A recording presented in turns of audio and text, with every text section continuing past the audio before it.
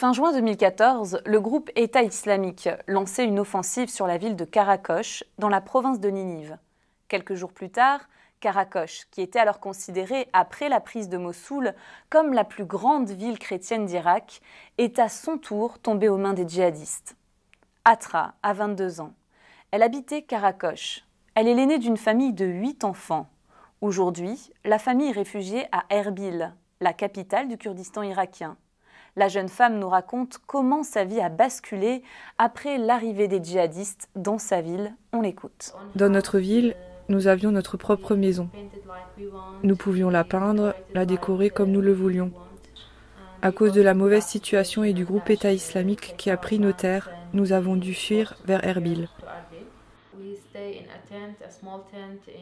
On était dans une tente, une petite tente dans un centre de sport. On était 9 dans la tente. Il y avait des souris. La nuit, on ne pouvait pas dormir parce qu'on les entendait. C'était un désastre.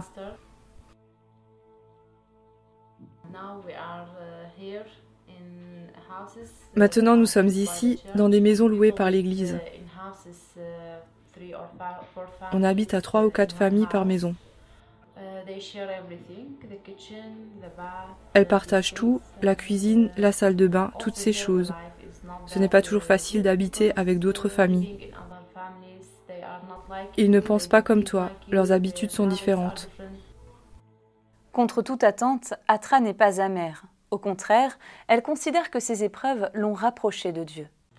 Je pense que notre déplacement est pour moi une bonne chose, parce que cela a changé ma vie. Avant, je n'étais pas quelqu'un de patient, j'étais colérique. Je voulais que les choses se passent comme je le souhaitais.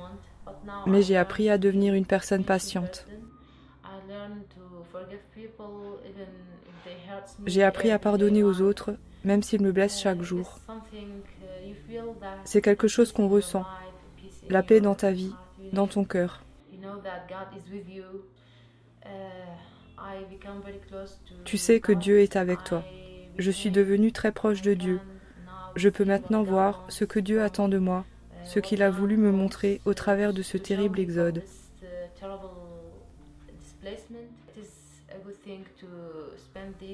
C'est une bonne chose de passer du temps en prière et de voir ce que Dieu attend de nous. Nous avons changé de maison, nous gagnons de l'argent autrement, mais nous sommes toujours en vie et nous devons vivre comme Dieu nous le demande. Le chiffre, c'est 250 000. Dans les années 90, la population chrétienne était estimée à 1,2 million. Aujourd'hui, les chrétiens ne seraient plus que 250 000. Ils vivent dans ce pays depuis 2000 ans, mais à présent, ils sont en voie d'extinction.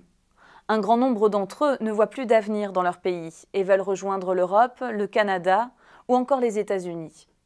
Depuis plus de 20 ans, Portes Ouvertes aide les chrétiens d'Irak à persévérer malgré la persécution à travers des formations et l'apport d'aide humanitaire.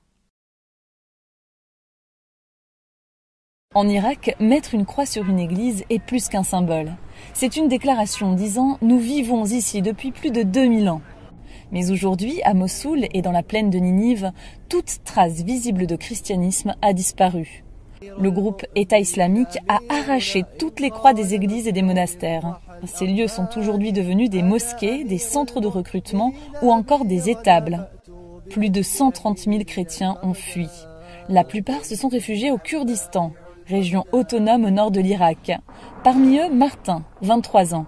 Il a pu fuir avant l'arrivée des djihadistes.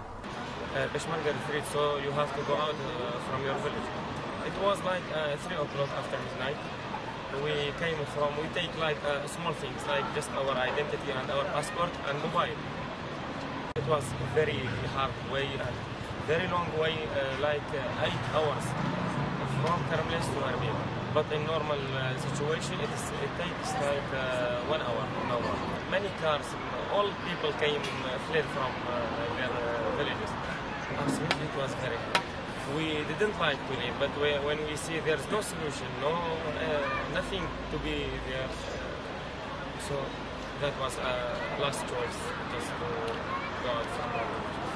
Quand les djihadistes sont arrivés à Karamles, il restait 12 chrétiens dans le village. And every day they said to them, you have to be Muslim, or you will be killed, or we will do bad things, we will do bad things from you. But our people said to them, why you will not be Christian? We have to live in our country. We love our country, but there's no place to conclude us, you know. They treat us like just refugees every time. They persecuted us, and we didn't do anything bad for our country or for our people. We love our country, and we want to live. La mission Portes Ouvertes est présente depuis plus de 20 ans en Irak et soutient 16 000 familles chrétiennes réfugiées. We really thank you for your prayer, thank you for your help. We trust that you are sharing our difficulties by your feelings. We cannot say anything, just you have to pray for us. And we will be thank you so much.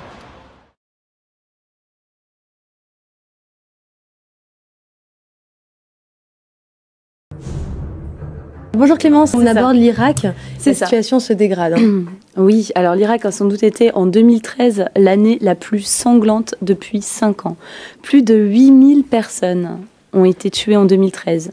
Et rien qu'en janvier 2014, 1 millier de personnes ont été tuées.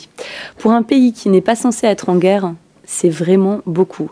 En fait, l'instabilité est surtout présente à Bagdad et Mossoul. Et les chrétiens sont en plus de cela visés en raison de leur foi. C'est vrai que depuis 2003, l'Église a beaucoup souffert. Il y a eu des attentats, des kidnappings, des enfants ont été kidnappés et donc échangés contre rançon.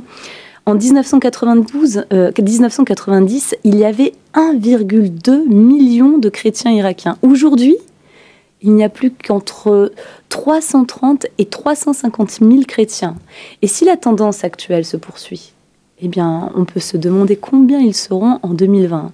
Rien qu'une poignée.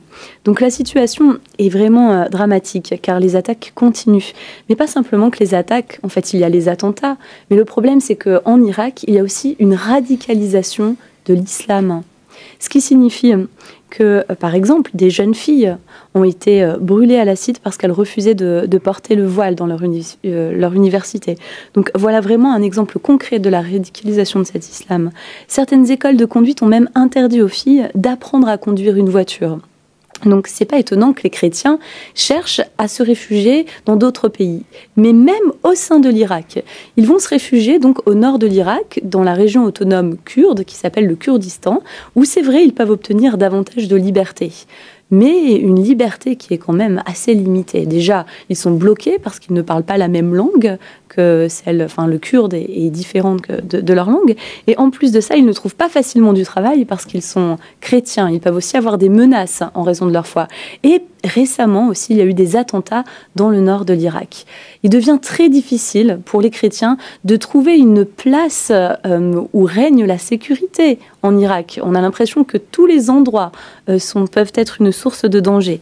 Pourtant, c'est vraiment important que l'Église reste en Irak, car les chrétiens sont vraiment un pont entre l'Occident et l'Orient. Il y a des pasteurs qui restent et ils mettent tout en œuvre pour pouvoir aider les chrétiens dans leur communauté.